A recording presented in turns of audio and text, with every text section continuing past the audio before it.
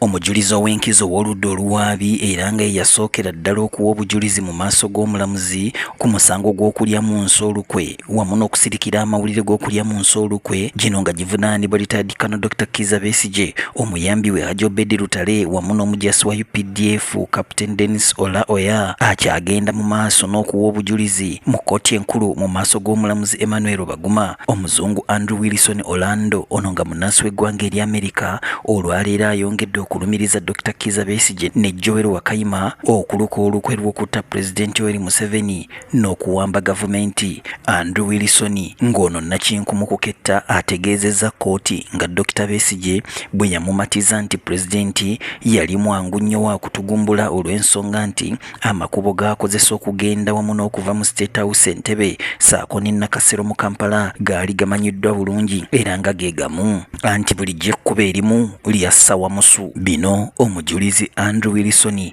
abadde abinnyonnyola kkooti oluvannyuma lw'okuzannya akatambi ak'ebifaananyi kagambye nti yakakwatira mu lukuŋŋaana lwe baalimu mu Geneva, Switzerland ng'ennaku z'omwezi 14 omwezi ogw'omukaaga omwaka 2024. Omujulizi ayongedde n'ategeeza nti olukiiko luno lwali lwa mulundi gwa kusatu era nti lwalimu ye Dr. Besigye wamu ne Joel Wakayima. Mu katambi kano nako nga kamaze essaawa 2 kabaddemu abantu 3 era ng'omujulizi ategeezezza nti mulimu ye Besigye wamu ne Joel Wakayima. Ono ayongeddeko nti ekirala kye baayogerako z'ensimbi ezinaakozesebwa mu kutendeka abayeekera abawera ddala 50 abaali ab'okuva mu ggwanga Uganda ssaako ne Kenya nga bano baalina okubatendeka mu bikolwa eby'ekitujju n'obukodyo obw'okubega nga bino byalina okukolebwa mu Kisumu. Akatambi kalaze ng'omusajja omuzungu ajjayo ssente aziteeka ku mmeeza nga wano Andrew Wilson ategeezezza nti yeye era nti yajjayo $50,000 eza dola nti n'aziwa Besigye zimuyambeko mu nteekateeka. Bano era baateesa ku ngeri ebikozesebwa bye beetaaga omuli ebyokulwanyisa wamu n'ensimbi ez'ebikwangala, zidrooni ne guluneeti,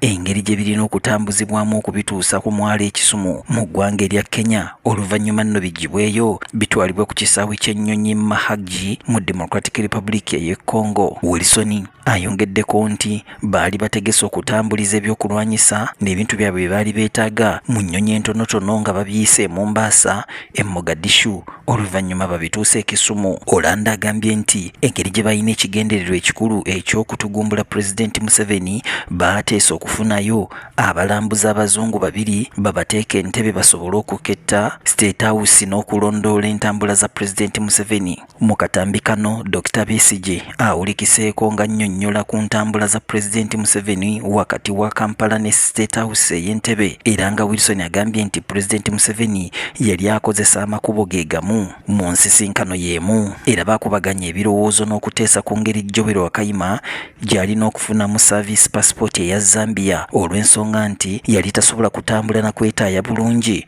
kutuukiriza pulaani yaabwe ate nga yali munoonyi wa bubudamu. Oludda oluwaabi luzannyidde kkooti obujulizi obulala obubadde mu maloboozi nga bukwata ku miitingi y'emu mu kibuga Geneva nga bino byonna Andrew Wilson yabikwata yeeyambisa kamera enkessi eyali mu hard drive. Omusango guno omulamuzi Emmanuel Baguma aguli mu mitambo agongezaayo okutuusa ng'ennaku z'omwezi lumu omwezi ogw'omwenda omwaka guno era nga abawawaabirwa Hajji Obed Lutale ne Captain Dennis Ola omulamuzi abalagidde baddizibweyo mu kkomera eruzira okutuusa ku olwo yeekano Dr. Kizza Besigye ng'ono yasinga okwogerwako omujulizi ono Andrew Wilson Orlando kinajjukirwa nti yafunamu obulwadde obuli mu kumubala embiriizi era nga mu kkooti takyaleetebwa newankubadde ng'omusango ogugenda mu maaso n'okubeera nga guwulirwa nga taliiwo. Kabuye Israel, Promise TV alipoota leero. Needed refueling.